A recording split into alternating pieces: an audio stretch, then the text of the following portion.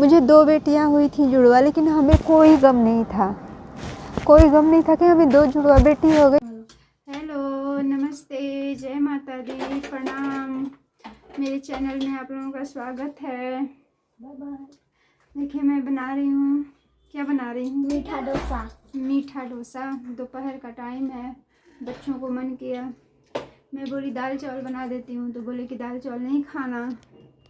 तो फिर मैं सोचा कि इन लोगों को खाना नहीं है तो मैं कुछ बना देती हूँ, तो इनके लिए मैं बना रही हूँ। देखिए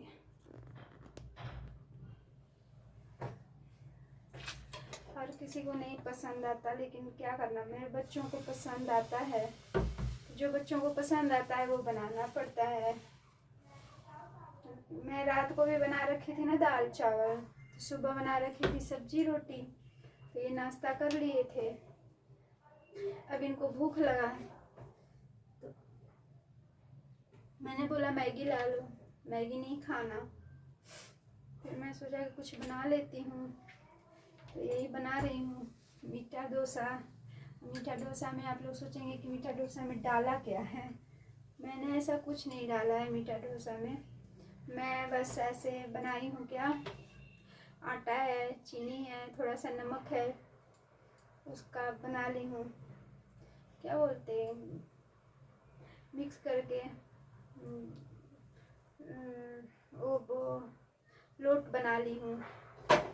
ये बना रही हूँ, बच्चे खा लिए। आप लोगों को भी अगर पसंद है तो आइए खा लीजिए। मैं तो बना रही हूँ।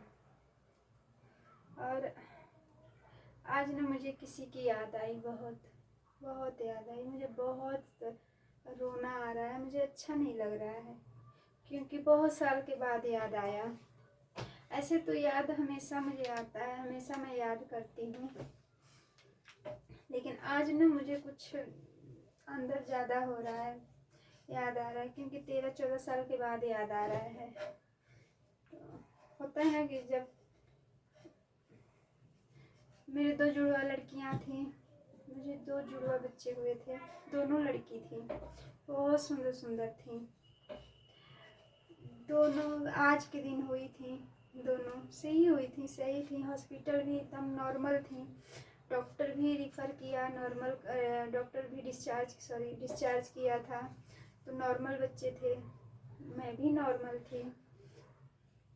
तो घर पे मैं आई कल, जैसे आज के दिन शाम को हुई थी, रात भर भी अच्छी रही। गर्मी लग रहा था, गर्मी नहीं बर्दाश्त हो रहा था हम लोग को। जून का महीना था, 25 जून था उनका। मुझे बहुत याद आता है। मैं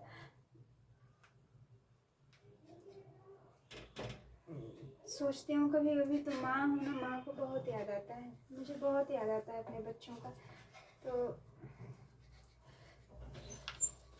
शुक्रवार के दिन आई, सही थी, अच्छी थी। घर पे हॉस्पिटल से आई, सही थी। घर पे आए, इस रूम में मैं नहीं रहती थी, कहीं और रहती थी मैं। तो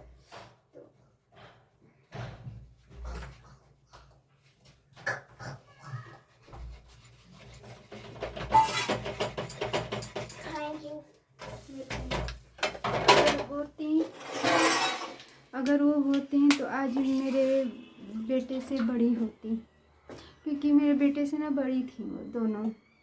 1 साल पहले 2009 की बात है ये।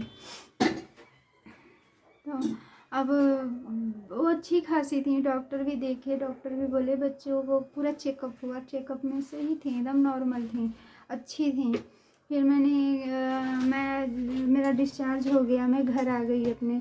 गर्मी का महीना था, अब उनको गर्मी लग रही थी, तो इनके पापा में कूलर था, एक बहुत छोटा सा कूलर था, बहुत छोटा सा कूलर था, तो वो कूलर मेरा गुम हो गया था।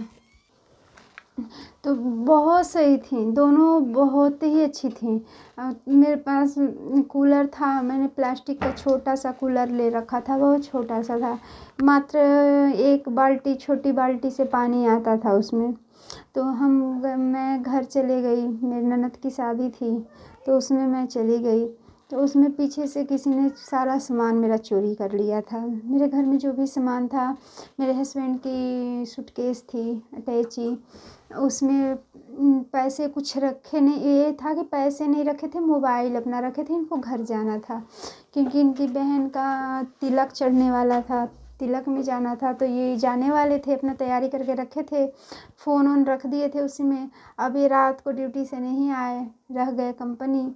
अब वो पता नहीं किसने इनका ताला तोड़ के कूलर निकाल लिया, फिर उसमें जो इनकी अटैची थी वो ले लिया, उसमें से सारा इनका सामान निकाल के अटैची फेंक दिया। ये सुबह आए तो सुबह इनको देखे तो ताला तोड़ा हुआ है, घर का खाली है रूम, ना अटैची है ना तो पैसा जो था ये अपने पॉकेट में ले रखे थे, यही था इनके अंदर। ना तो पता चलता कि अपनी बहन के शादी में जा भी नहीं पाते, ऐसा हालत था। अच्छा, फिर इन्होंने जैसे मेरी लड़कियां आई तो ये इन्होंने दूसरा कूलर लेके आए गर्मी के लिए कि बहुत गर्मी लग रही, क्योंकि जो छत था ना तो लेंटर का नहीं था, क्योंकि मेरे हस्बैंड की इतनी आय नहीं थी, बहुत कम था। आप मान सकते होंगे 3,500 रुपया उस समय था तनख्वाह, 2009 में। आप मान सकते हैं 2009 में 3,500 क्या मायने रखता है। फिर भी मेरे हस्बैंड को 3,500 4,000 रुपये मिलता था इनको। तो अब ये गए कूलर लेके आए। अब हम शेड वाले रूम में रहते थे क्योंकि ऊपर टीन था। बहुत जैसे कष्टों के साथ हम गुजरे हुए हैं, तो लेकिन जैसे मेरे हस्बैंड रखे मैं वैसे रही। जब रखे ये टीन वाले में, मैं टीन वाले में भी रही, 4-5 साल उसमें रूम में रही मैं। अच्छा, फिर क्या हुआ कि मेरा फिर क्या हुआ कि इन्होंने लाए तो फिर हमने उस पर कूलर वूलर से, फिर अचानक ही पता नहीं मेरी बेटियों को क्या हुआ ऐसा कि उनके ना अचानक ही उनके मुंह से अचानक ही एकदम लगा झाग निकलने लगा। तो हमें लगा कि गर्मी उर्मी से हो रहा है, उनके शरीर पूरे नीले पड़ने लगे। अभी 1 दिन के बच्चे थे, 24 घंटे का। तो लेके ये जल्दी क्या किए कि लेके इन लोग भागे हॉस्पिटल। तो दोनों को लेके गए, मैं घर पे रही क्योंकि मेरा अभी मैं आई थी आज के दिन, मानिए कि वीरवार को, बृहस्पतिवार को मेरे दोनों लड़कियां आई थी, शुक्रवार को मुझे हॉस्पिटल से आई थी। अब मुझे चला नहीं जाता था क्योंकि मैं बहुत कमज़ोर भी हो गई थी ना, बट मेरी दोनों बेटियां थी, तो तभी मुझे बहुत दुख होता है कि मेरी बेटियां चली गई, मुझे तभी बहुत दुख होता है। अगर वो बच गई होती तो मुझे नहीं अपना कष्ट याद आता, क्योंकि मुझे उनके समय में मुझे बहुत कष्ट, ऐसे तो मुझे मेरे सब बच्चों में कष्ट हुआ है, लेकिन उन दोनों में मुझे बहुत सारा ज़्यादा कष्ट था।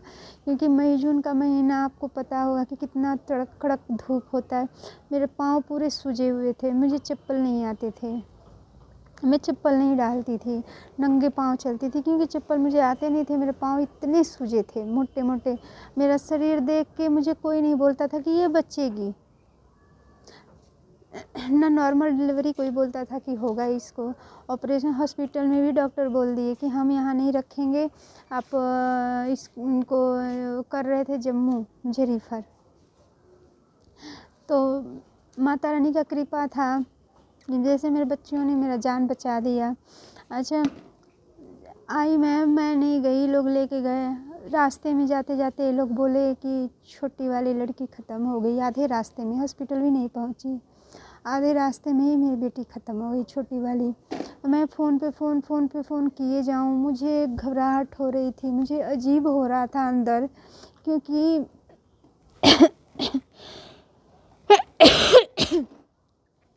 क्योंकि मैं अपने बेटियों को गोद में भी नहीं ली थी। मुझे यही ज़्यादा चुभन हो रहा था कि मैंने अपने बच्चियों को गोद में भी नहीं खिलाया था, क्योंकि मेरी हालत ज़्यादा ख़राब थी। मुझे वीकनेस था, कमज़ोरी ज़्यादा थी मुझे, तो इसलिए मैं बैठ उठ नहीं पाती थी ज़्यादा।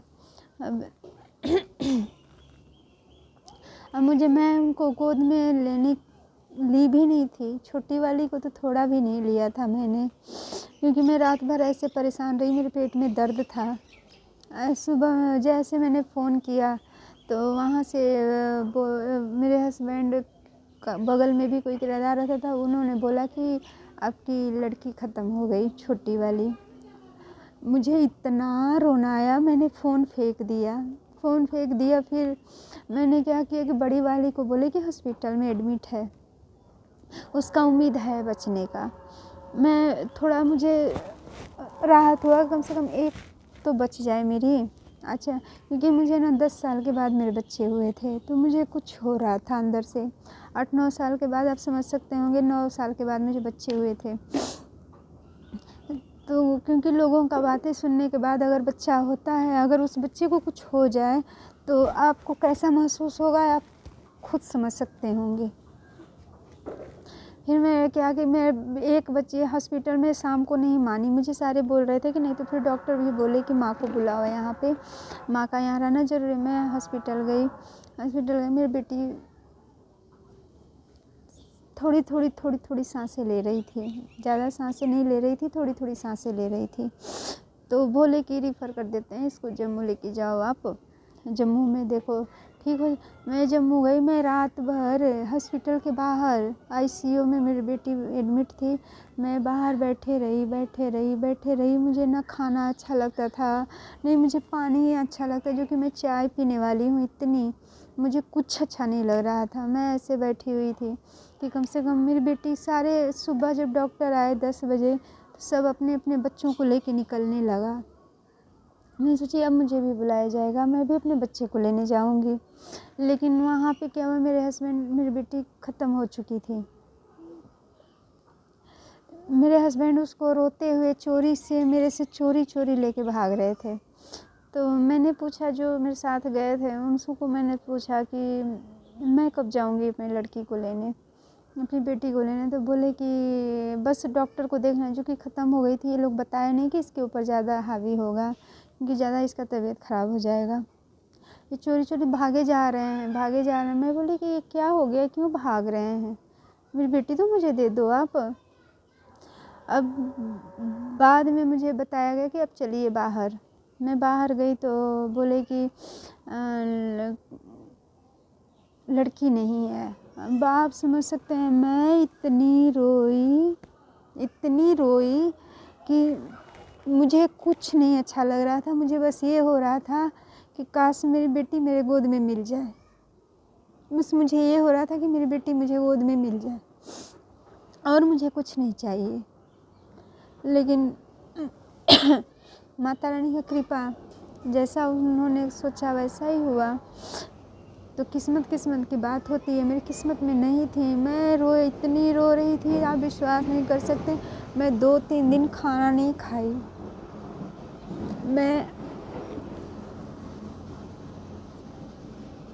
मैं 2-3 दिन खाना नहीं खाई थी। मुझे रोना आ गया, इसलिए मैंने थोड़ा बंद कर दिया था वीडियो। मैं ऐसे रोते रही। घर पे से फ़ोन आता था, मेरे ससुर जी फ़ोन करते थे घर पे, ये परेशान हो जाते थे। ये अपना जाके फैक्ट्री में रोते थे, मेरे सामने नहीं रोते थे, क्योंकि मैं बहुत कष्ट सह के अपने बच्चों को जन्म दिया था, इसलिए मेरे से बर्दाश्त नहीं हो रहा। मैं बहुत रोती थी, बहुत।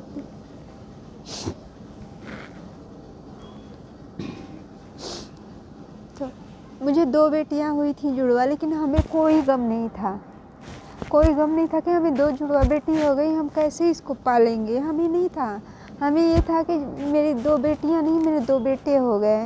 मुझे और कुछ नहीं चाहिए, मुझे बेटा भी नहीं चाहिए। हम दोनों हस्बैंड वाइफ ने ये सोच लिया था कि हमें बेटा नहीं भी होगा तो हमें नहीं कोई फ़र्क है, हमको 2 बेटियां हो गई। मुझे 9 साल के बाद मुझे बच्चे हुए हैं। मुझे इसका घमंड बहुत था कि मुझे जैसा भी हो, मुझे हुआ तो मुझे बच्चे तो हुए, मुझे माँ तो बुलाएंगे ना। बेटा भी रहेगा तो भी वो मम्मी ही बुलाएगा, बेटी भी रहेगी तो भी मम्मी ही बुलाएगी। प्यार तो दोनों उतना ही करेंगे, बेटा बेटी दोनों इकट्ठे प्यार करते हैं, उतना ही प्यार करते हैं। मुझे मम्मी उनको पापा बुलाएंगे, ये तो नहीं है कि बेटा कुछ और बुलाएगा बेटी कुछ और बुलाएगी। हमें नहीं कोई था। जब मेरी लड़कियां दोनों ख़त्म हो गई ना, तो मुझे बहुत रोना, मैं 1 साल तक रोती रही। मैं जिसके बच्चों को देखती थी ना, मुझे चुभन होता था, मैं इतनी रोती थी कि मैं रोते एकदम ऐसे हो गई थी। सारे घर से फ़ोन करके बोलते थे कि उसको समझा के रख, उसको सँभाल के रख, नहीं तो इनको मेरे हस्बैंड को बोलते थे कि नहीं तो उसका शरीर टूट जाएगा, वो ख़त्म हो जाएगी, नहीं बचेगी, क्योंकि उसका शरीर नाज़ुक है। क्योंकि जुड़वा बच्चे वो भी बिना ऑपरेशन के नॉर्मल होना मामूली बात नहीं है। शरीर पे क्या असर पड़ता है, जिसको बच्चा होता है उसको पता होगा। तो जिसको नहीं होता है उसको भी मेरा दर्द पता होगा कि मैंने 9 साल जिसका नहीं उसका बात सुन। मेरे हस्बैंड नहीं बोले, मुझे कभी नहीं मेरे हस्बैंड बोले कि तुझे बच्चा नहीं हो रहा है। मैं बोल देती थी अपने हस्बैंड को कि अगर मुझे बच्चा नहीं होगा तो आप दूसरी शादी कर लेना अपना बच्चा के लिए। बोलते थे नहीं, अगर किस्मत में होगा तो तेरे से होगा, नहीं तो मुझे नहीं शादी करनी दूसरी। अगर मेरा किस्मत में होगा तो मेरी इसी बीवी से होगा, नहीं तो मुझे दूसरी बीवी नहीं चाहिए। अच्छा, मेरे सास ससुर भी कभी नहीं मुझे बोले, मैं झूठ नहीं बोलूँगी। आजकल के सास ससुर हैं कि ताने भी दे देते हैं, अगर ज़्यादा दिन हो जाता है सोचने लगते हैं। मेरे सास ससुर भी कभी नहीं बोले कि इसको बच्चा नहीं हो रहा है, कभी नहीं बोले। जब नहीं मेरा फैमिली बोला तो मैं क्यों बोलूँ अपनी फैमिली को। तो फिर मैंने धीरे धीरे खुद को संभाल लिया, खुद को संभाला। लेकिन अभी बच्चे का आह तो हो रहा था। अभी भी मैं सोचती हूँ कि अगर मेरी लड़कियाँ होती तो 9, 10, 11, 12, 13, 14, 15, 16, 17, 18, 19, 20, 21, 22, 23, 14 साल की हो गई होती मेरी बेटियाँ। 13-14 साल की हो गई। लेकिन बोलते हैं, मैं बोलती हूँ तो मुझे समझाया जाता है कि चलो कोई बात नहीं, तेरी नहीं थी इसलिए तेरे लिए नहीं बची, वो तेरी सगी नहीं थी। अगर तेरी सगी होती तो तेरे लिए बचती। वो आई थी थोड़े दिन के लिए। लेकिन कहने वाला तो कह देता है, लेकिन माँ का दिल नहीं मानता ना। मेरा दिल हमेशा अपने बच्चों के बारे में मैं सोचती, हमेशा उनकी याद आती रहती है मुझे। क्योंकि उस समय का जिसका बच्चा है वो उसका बच्चा देखती हूँ तो मुझे ये होता है कि मेरी भी आज होती तो कम से कम इतनी बड़ी हुई होती ना। तो बात यही है, अगर आप लोगों को मेरे बात करने से या मेरा अपना दुख सुनाने से अगर कोई दुख हुआ होगा या आप लोगों को परेशानी हुई तो उसके लिए माफ़ी मांगती हूँ मैं। लेकिन मैंने आज सोचा कि मैं आज आप लोगों को बता दूँ कि मैं अगर किसी को अगर बच्चा ना हो तो उसके हाथ में नहीं होता। उसको ताने देने से अच्छा है कि उसका साथ दो आप, उसको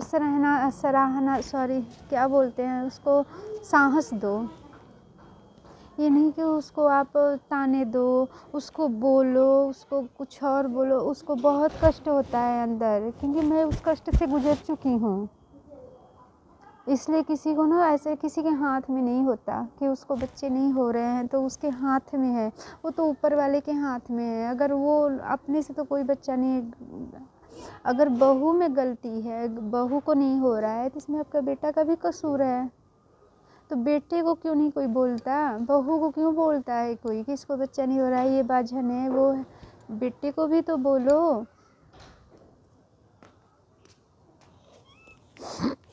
तो लंबी हो गई मेरी वीडियो, अगर मैंने जो गलत बोला होगा उसके लिए माफ़ी चाहती हूँ और एक रिक्वेस्ट करती हूँ, मेरी वीडियो को देखना है आप लोग।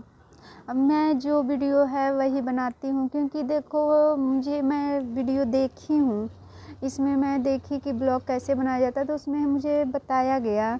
उसमें मैंने सुना कि आप अगर यूट्यूब पे आए हो, सोशल मीडिया पे आए हो तो सोशल मीडिया अपना फैमिली हो जाता है, यूट्यूब आपका फैमिली हो जाता है। क्योंकि यूट्यूब पे आप अपनी सारी शेयर बातें कर सकते हो, बुरा भी अच्छा भी दोनों शेयर कर सकते हो, अपनी पर्सनल भी बातें कर सकते हो इस पे। क्योंकि ये सोशल मीडिया होती है, कुछ ऐसी बातें हैं पर्सनल की जो कि हम नहीं कर सकते, जो कि बाहर अपनी वो अपना अंदर की बातें होती है तो वो हम नहीं कर सकते, जो कि नहीं करनी चाहिए। वैसे मैं बेहुदा वाली बातें नहीं करूँगी, लेकिन हाँ जो मेरे साथ घटना घटी है वो मैं तो बताऊँगी।